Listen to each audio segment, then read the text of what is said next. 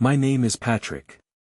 For 10 years, I believed my marriage to Heather was a fortress, a bedrock of honesty. We were the couple everyone envied, stable, connected. That was the fundamental lie I lived.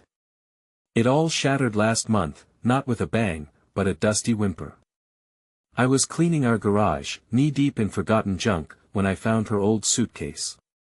Opening it felt like an archaeological dig, until it became an excavation of my entire life. What did I find? Not old clothes, but a collection of souvenirs, a tarnished Eiffel Tower keychain, postcards from Lisbon, a magnet from Vienna, places Heather had never mentioned visiting, her handwriting on notes expressing private joy. Within days, everything I thought I knew about my wife, about us, unraveled. And she?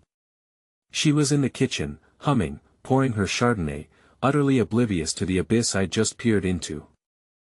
Before I tell you what happened next, please take a moment to like and subscribe, but only if this story resonates with you, and drop a comment telling me where you're watching from and what time it is there.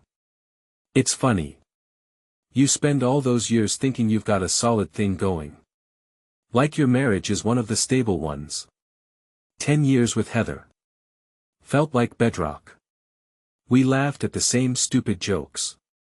Ordered takeout without needing menus. Shared those looks across crowded rooms. The ones that wordlessly say, we get each other. That's what I thought we had. Guess I was wrong. It's always like that with us men, isn't it? We blunder along thinking everything's humming smoothly until the world caves in, until something hits you out of nowhere like a tire iron to the back of the skull. This all started with something ordinary, mundane even. Cleaning out the garage last month, trying to finally wrestle control back from the chaos. You'd think after 8 years in the same house, organization would happen naturally. Nope. It's astonishing the sheer volume of forgotten junk a 2-car garage can absorb. Boxes stacked precariously, some labeled in faded marker, most anonymous monuments to procrastination. Old Christmas lights tangled into Gordian knots. A deflated air mattress that radiated memories of uncomfortable nights. Helen's old booster seat. A relic from when she was small enough to need one. An unopened popcorn maker, probably a wedding gift. Ours maybe. Who remembers? Anyway, I was kneed in cardboard and dust bunnies sweating through my t-shirt when I saw it. Tucked behind a rusty metal shelving unit coated in a fine layer of grime was an old beat-up suitcase. Heather's beige scratched leather, vintage looking. I remembered it vaguely from when we first moved in together. Probably full of old clothes for donation, I figured. Stuff she meant to deal with years ago and never did. Standard garage archaeology. I sat down on an overturned plastic crate, wiped my forehead with the back of my forearm, and wrestled with the stiff zipper. Inside, at first glance, just random clutter. A tangle of keychains, faded postcards, little snow globes with murky water, matchbooks from places I didn't recognize, coasters sticky with the ghosts of spilled drinks, souvenirs, knickknacks people collect, some still in cheap plastic wrap. I picked up a keychain, tarnished metal shaped like the Eiffel Tower. Paris? I mumbled, turning it over. I didn't remember Heather ever going to Paris. Not for work, not for fun. I sifted through more. A postcard from Lisbon. The ink slightly smeared. A refrigerator magnet shouting, "Greetings from Vienna." A coaster from a dimly lit jazz bar in New Orleans. A neatly folded napkin from a tapas place in Barcelona. Now Heather travels a lot. Pharmaceuticals, big conferences, training seminars, client meetings, always jetting off somewhere. I never questioned it. Why would I? She was ambitious, successful. She'd call from the hotel room. Exhausted but exhilarated. Send texts. Wish you were here. Long day. Sometimes she'd bring back goofy gifts. A mug with a sarcastic slogan. Socks with flamingos. Harmless stuff.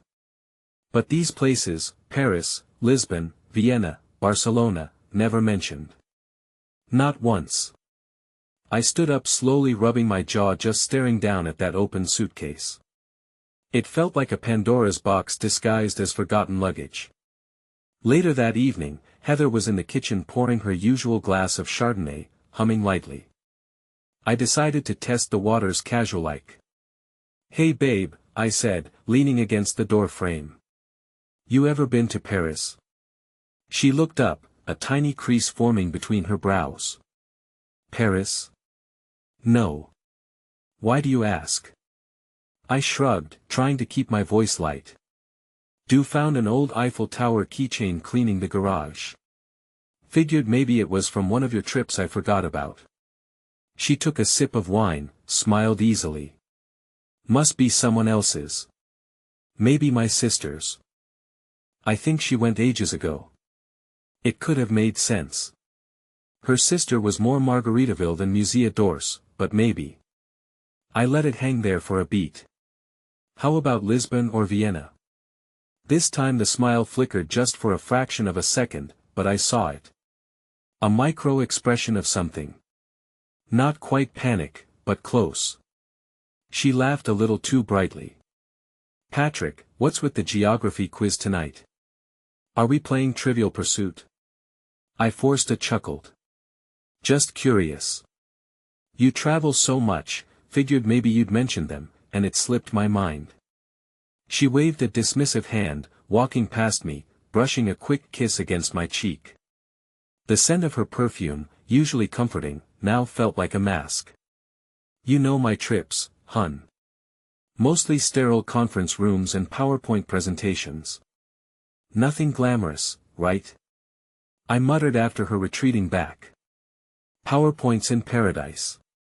She didn't laugh. Later that night, the garage beckoned me back like a crime scene. Flashlight beam cutting through the dusty air. I knelt by the suitcase again. Some postcards had messages scrolled on the back in her familiar looping script addressed to no one in particular. "Best risotto I've ever had. Wish I could bottle this night." Another. "The music here is electric. Makes you feel alive." Vague, but intimate and unsettling. It wasn't just the places. It was the feeling behind the words, a private joy I wasn't part of. That's when the cold dread really started to coil in my gut. Near the suitcase, half buried under a pile of old gardening magazines, was something else. A small, unassuming cardboard box taped shut, no label, heavy for its size. Curiosity, now poisoned with suspicion, gnawed at me. I slit the tape with my pocket knife. Inside, nestled in bubble wrap, wasn't more souvenirs. It was a single unlabeled VHS tape. Ancient technology. Who even had a VCR anymore? We did, actually. An old combo unit relegated to the guest room closet, kept for nostalgia for Helen's childhood Disney movies. A weird sense of unease prickled my skin. Why keep this hidden? Why a VHS? My hands were shaking slightly as I retrieved the VCR DVD player, plugged it into the small TV I kept in the garage for game days. The machine roared, groaned, then accepted the tape with a clunk. Static filled the screen, then resolved into a grainy, poorly lit image. My stomach lurched. It was a dark room. Looked like a basement.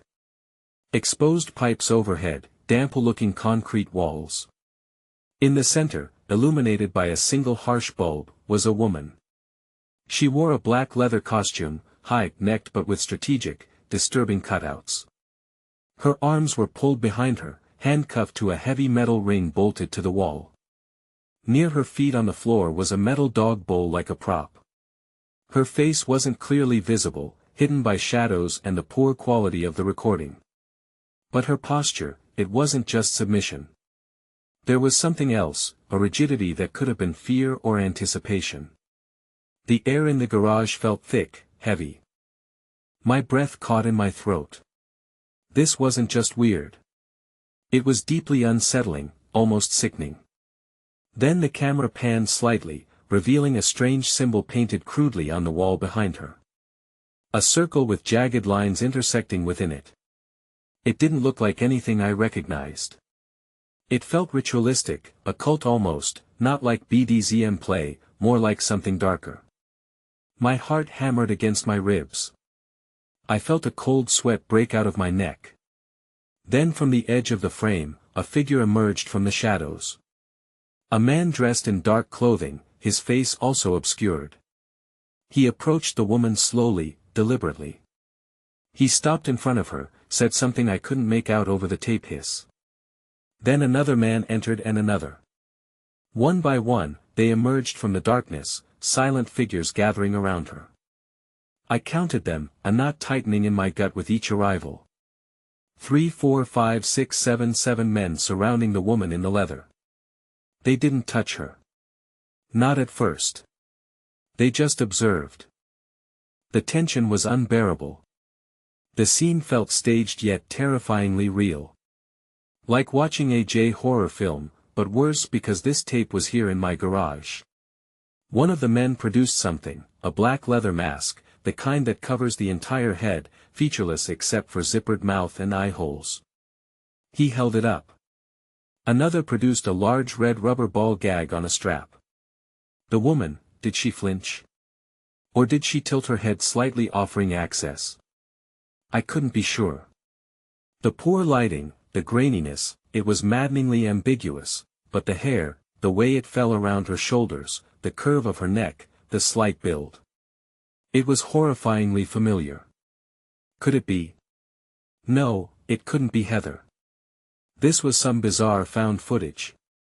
Some sicko's art project, maybe. But then the camera zoomed clumsily, shakily towards her neck as one of the men approached with the gag. And there, just below her jawline on the left side, illuminated for a split second by the harsh light.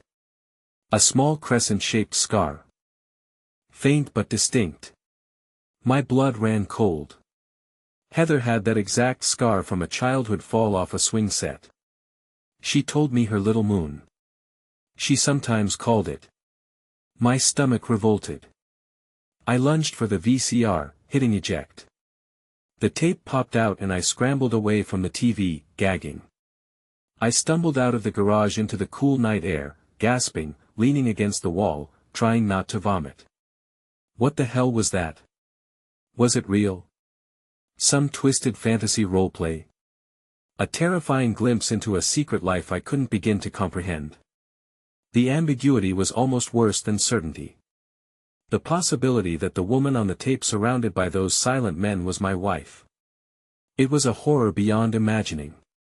I wish I could tell you I confronted Heather right then and there, waved the tape in her face, demanded answers, that I was the kind of man who could face the abyss head-on, but I wasn't.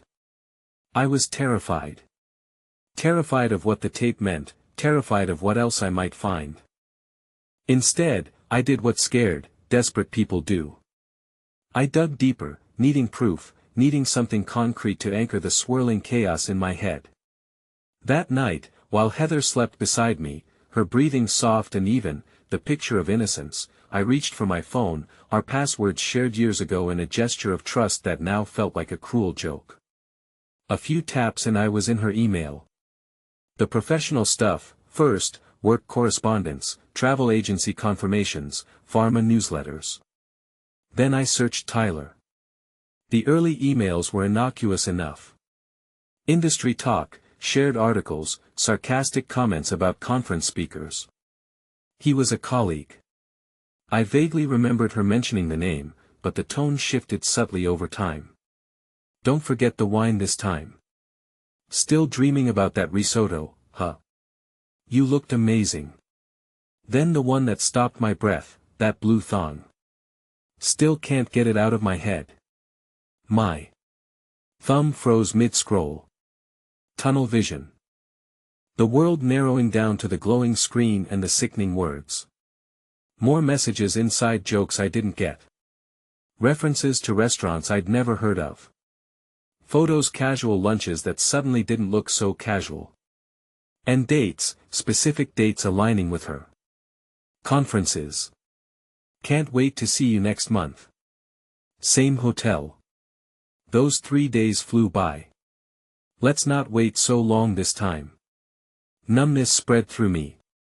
It felt like watching a movie of someone else's life imploding. The next day, while Heather was out running errands, I pulled up our shared credit card statements online. Peace of mind, I told myself, knowing it was a lie. Charges from expensive restaurants in Orlando, a city she'd never mentioned visiting for work. A jazz bar receipt, a rooftop wine lounge, hotel charges, some under her name, some under H. Keller, her maiden name. The dates synced perfectly with the emails, the fabricated work trips. I felt physically ill. I wanted to stop looking, to crawl into bed and pretend none of it was real. But I couldn't. I needed the whole ugly picture. Desperation breeds recklessness. I called her office impersonating an IT guy doing a routine internal security check after a supposed data breach. Spun some bull crap story about verifying employee travel logs. Susan or whatever her name was sounded reluctant, but I must have sounded official enough. She emailed me Heather's official work travel itinerary for the past year. I stared at the spreadsheet, cross-referencing dates like a detective cracking a cold case. The official trips versus the credit card charges, the email timelines, the hotel bookings under her maiden name. The lies layered upon lies.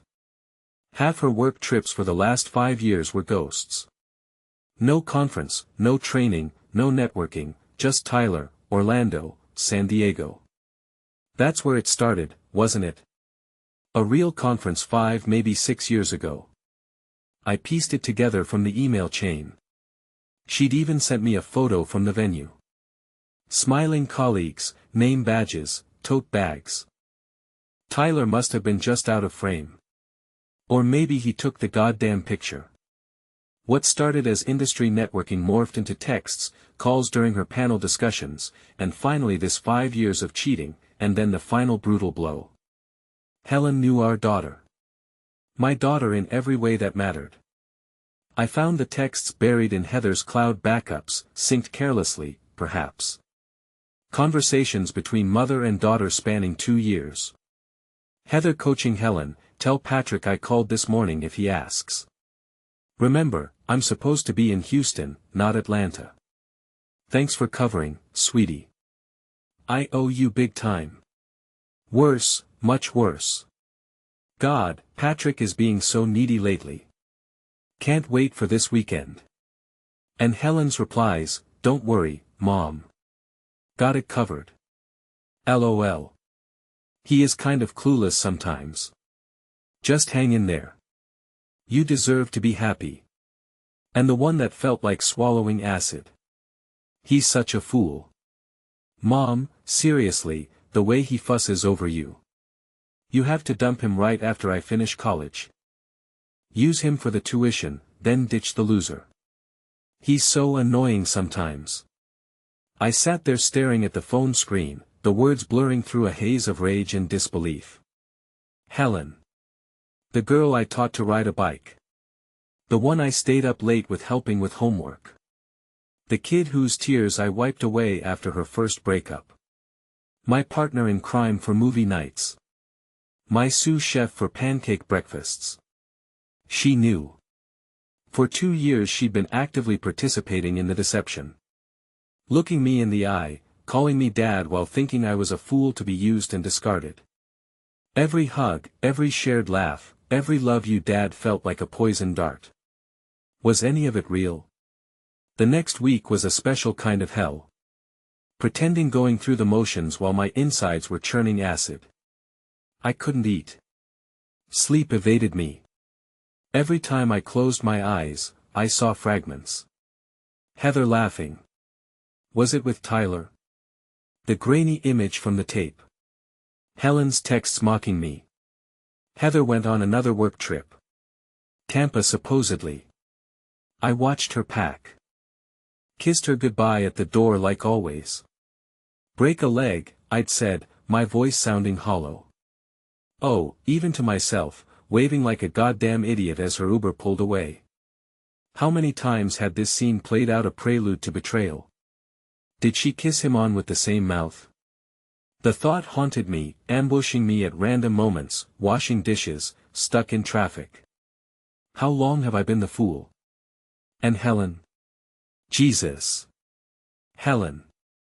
I'd helped her pick out dorm room decorations, celebrated her acceptance letter, listened to her worries about classes, all while she held this secret, this contempt for me. My life wasn't just a lie. It was a stage play where I was the oblivious idiot everyone backstage was laughing at. I wanted to explode the moment Heather walked back through the door. But I waited. I needed to be strategic, controlled, or maybe I was just a coward. Finally, 3 days after she returned, I knew I couldn't wait any longer. Helen was out with friends, a small mercy. Heather was in the kitchen humming, pouring wine. The picture of domestic normalcy. It made my blood boil. I stood in the doorway. She turned, smiled. "Hey, you okay? You've been quiet today." My throat felt like sandpaper. My heart pounded a frantic rhythm against my ribs. "Heather," I said, my voice steady, dangerously calm. "We need to talk." I saw it instantly, the flicker in her eyes, confusion, then a dawning dread, that deer-in-headlights look. She tried to mask it. "Patrick, is everything okay?" A harsh, bitter laugh escaped me before I could stop it. "No, Heather," I said, shaking my head slowly. "Everything is most definitely not okay." She stepped back, her wine glass trembling slightly. "What are you talking about?" I walked past her into the living room, sank onto the couch. The weight of it all felt crushing. I looked up at her, her face pale now, anxious. "I know about Tyler," I said clearly, deliberately. The wine glass hit the counter with a sharp clink. Maybe she dropped it. Maybe she slammed it down. Silence stretched, thick and suffocating. The color drained from her face completely. Her mouth opened, closed, like she was searching for the right lie. The right deflection from a script she'd clearly rehearsed. But I didn't give her the chance. I laid it all out. The emails, the flights, the Orlando hotels, the H. Keller bookings, the credit card charges, the fabricated work trips, the 5 years. Each piece of evidence hammered another nail into the coffin of us. She sank onto the armchair opposite me, her legs seemingly unable to hold her. She didn't argue, didn't deny. She just started to cry. Not the quiet tears I'd seen before. This was racking, gulping, sobs, mascara running, and black rivulets down her cheeks, shoulders shaking. The old instinct flared. Reach out. Comfort her. I crushed it ruthlessly. That Patrick was dead. "I'm sorry, Patrick." She choked out between sobs. "I never meant it. Went on too long. I love you.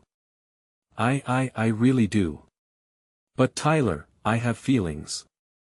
I'm so confused. I didn't know how to end it. How to tell you."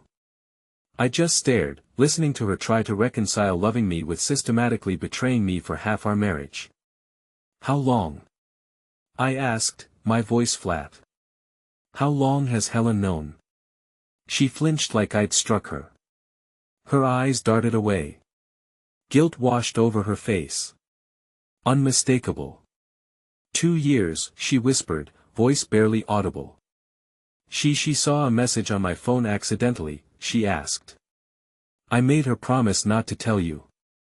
I told her I'd end it with Tyler. I was going to, but you didn't," I stated, the coldness in my voice, surprising even myself. "You coached her. You dragged our daughter, my daughter, into your filth and told her to lie to my face. You call that complicated?" The disgust rose like bile in my throat. She just sobbed harder, face buried in her hands. I couldn't stand the sight of her. Then the image of the tape flashed in my mind. The dark room, the leather, the men, the scar. "And there's more, isn't there?" My voice was dangerously low now. I walked over to the entertainment center, retrieved the VHS tape from where I had hidden it. I held it up. Her eyes widened in horror, recognition dawning. What the hell is this, Heather? No.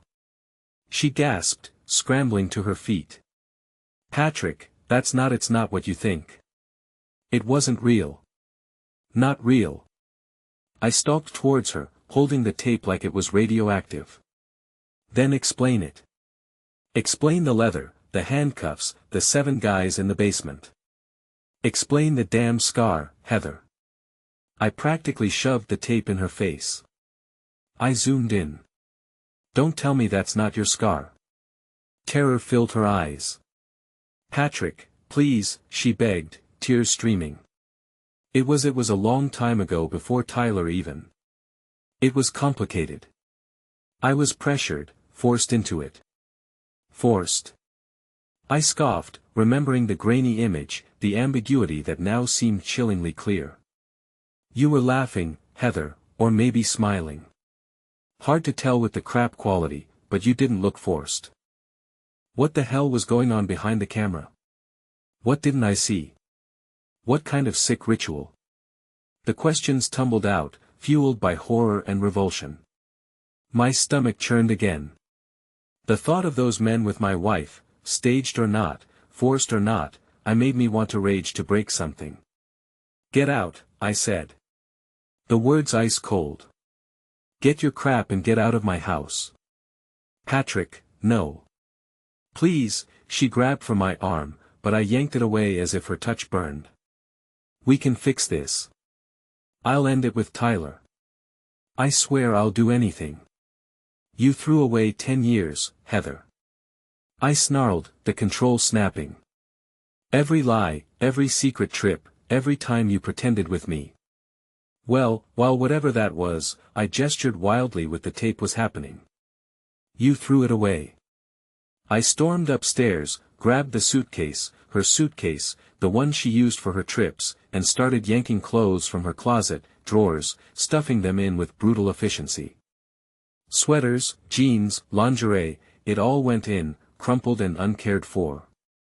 I hauled it downstairs. Outside, a sudden downpour started. Rain lashing against the windows. Perfect. She was still pleading, incoherent apologies spilling out. I didn't listen. I dragged the suitcase to the front door, opened it, and hurled her clothes, the suitcase itself, out onto the drenched lawn. Fabric darkened instantly in the soaking rain. Get out. I roared, pointing. Now. She stared at the heap of her belongings scattered in the rain, then back at me, her face a mask of devastation and disbelief. She stumbled out into the downpour, sobbing, beginning to gather her ruined things. I slammed the door shut, the sound echoing in the sudden silence of the house. Leaning my forehead against the cool wood, I heard her car start, the tires squealing as she pulled away. And then the dam broke, I slid down the door, landing hard on the floor, and the sobs ripped through me. Raw, agonizing, guttural sounds I didn't recognize as my own. For the life I thought I had, the love I thought was real, the woman I thought I knew, all washed away in a tide of lies and grotesque secrets. Helen came home the next afternoon oblivious, bouncing in, talking about some party kicking off her shoes, seeing her cheerfulness, knowing what I knew, knowing what she knew, what she thought of me. It was like rubbing salt into a gaping wound. I waited until after dinner. She was at the sink, rinsing her plate. Calmly, I said, Helen, we need to talk. She turned, smiling. What's up? Your mother is staying with your aunt, I stated flatly. Her smile faltered. Why? What happened? I know about Tyler, I said, watching her face crumble. And I know you've known for 2 years. Shock, guilt, fear, tears welled instantly. I'm so sorry, she choked out. Mom made me promise. She said it would break up the family. And you believed her. My voice cracked. For 2 years, you lied to my face. I pulled out my phone, navigated to the saved screenshots of her texts, the ones calling me a fool, annoying, suggesting her mom use me for tuition, then dump me. I held the phone up so she could see them. Is this also part of not wanting to break up the family? Helen calling me a loser fool behind my back while I pay for your education, planning my disposal. Her face went ashen. The tears turned into strangled sobs as she read her own words. She looked utterly horrified, caught red-handed, not just in the cover-up, but in her contempt. No, Patrick. Dad, I didn't mean don't call me Dad. I snapped, the words suddenly tasting like poison. You lost that right. Pack your things. You're going to stay with your mother. What? No, please. Panic flared in her eyes. Don't make me go. I want to stay here with you. She lunged forward, reaching, expecting comfort. Forgiveness. I stepped back. You made your choice, Helen. You chose to lie. Chose to mock me. Chose to help her. Now you live with the consequences. My voice was hard, unforgiving. And that college fund I've been building for you. Consider it gone. Every penny. I'm not paying another dime for your education after reading that. And the car. I pointed towards the driveway to the used sedan I'd proudly bought her for her 18th birthday. The one I paid for. Give me the keys. Her jaw dropped. No, Patrick. Please, keys. Now, I held out my hand, implacable with trembling fingers, choking back so she fumbled in her pocket and dropped the keys into my palm. The cold metal felt like a small bitter victory. Get your stuff now. Suddenly, her legs seemed to give out. She collapsed onto the floor right there in the hallway, landing heavily on her knees.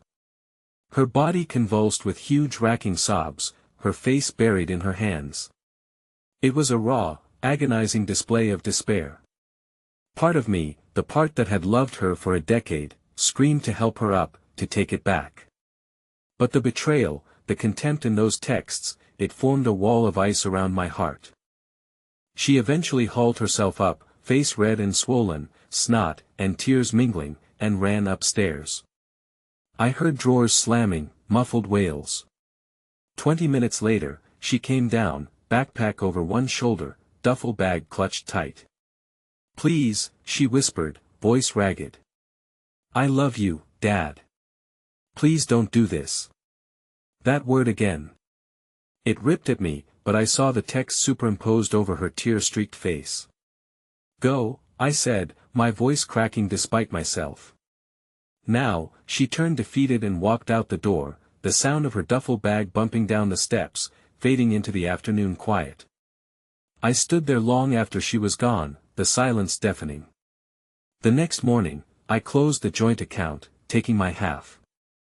Then I liquidated Helen's college fund. It felt brutal, like amputating a limb, but necessary consequences. Heather's family descended like vultures, texts, calls, voicemails. Her sister called me a heartless bastard for kicking out Helen. I texted back a vicious reply about Helen being an adult accomplice, and maybe she should worry about her own issues. Her parents threatened legal action over the money over Helen. Pathetic. Then her father, Dennis, showed up, blocked my driveway. What kind of man are you? He snarled. They're depressed. It's your fault. Something snapped. I got right in his face. No, Dennis. This is Heather's fault for screwing another man for 5 years. This is Helen's fault for lying to my face for 2. They made their choices. He started puffing up, looking like he might swing. Then I saw it. The bulge under his jacket. A shoulder. Holster. He'd brought a goddamn Magnum looked like. He actually put his hand towards it. You going to shoot me, Dennis? I asked, my voice dangerously soft, laced with utter contempt. Put a bullet in me because your daughter couldn't keep her legs closed and your granddaughter helped her hide it. You're pathetic. A dumb, sad old man. I saw the flicker of shock, then rage in his eyes, but also fear. He hadn't expected this. Get the hell off my property. I spat, shoving him hard in the chest. He stumbled back, startled. Don't ever come near me again or that magnum won't save you from a restraining order and harassment charges. I slammed my front door before he could react. He never came back. The divorce was swift, brutal, and clinical. No fault state. Assets split 50-50 eths. No alimony, no child support. Heather pushed for counseling. Helen wrote a tearful statement in court about wanting the family back together. I shut it down cold. This family broke when trust became optional. I told the judge. She knows why the gavel fell. Freedom hollow and strange. Therapy helps some days. Dr. Fielding calls it betrayal trauma. But the triggers are everywhere. Helen's unanswered emails pile up full of desperate apologies I can't bring myself to read. My sister thinks I was too harsh on Helen. My parents think I wasn't harsh enough.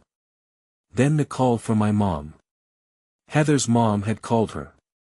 Heather was hospitalized. Suicide attempt, under observation, medicated. Helen wasn't eating, wouldn't leave her room. My mom told her mother karma was and hung up.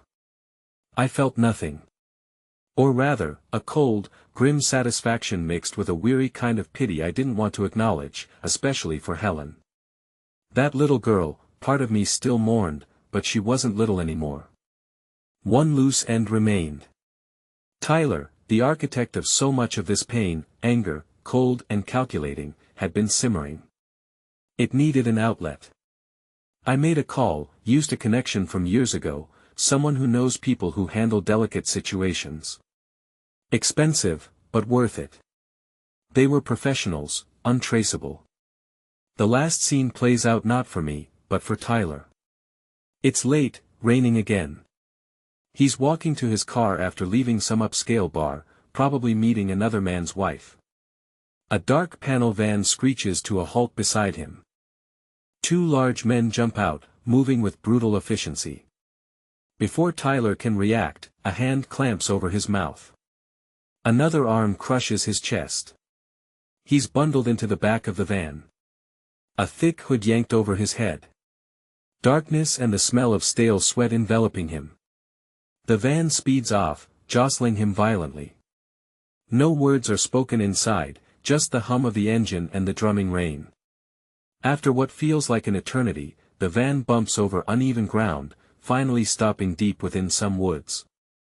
He's hauled out, stumbling in the mud, the hood still blinding him. Rain soaks him instantly.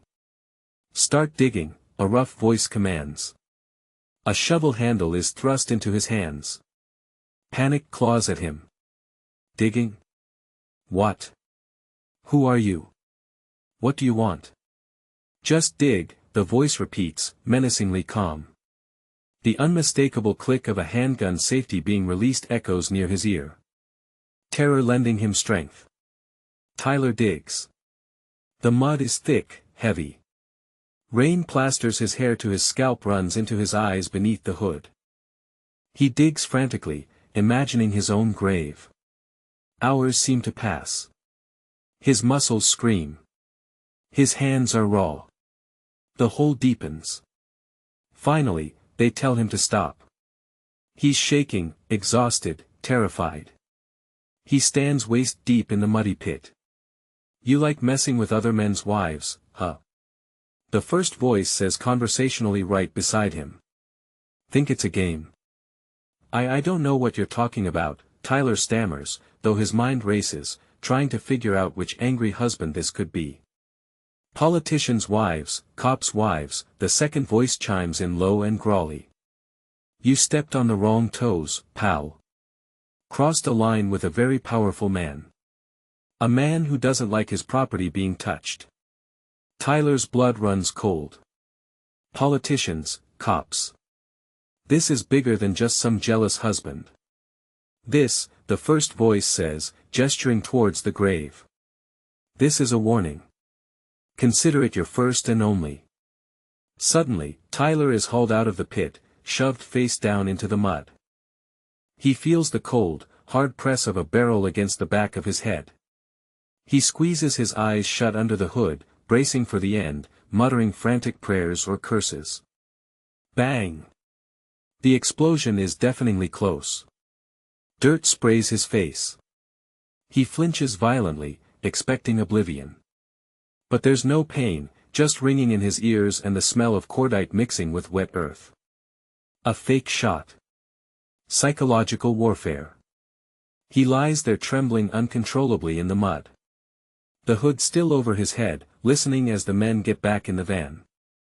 He hears the engine start, the tires spinning in the mud, then fading into the distance, leaving him alone in the dark, rainy woods, miles from anywhere, soaked, freezing, and utterly terrified.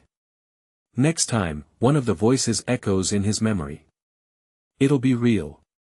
He'll find his way out eventually, changed, looking over his shoulder for the rest of his miserable life.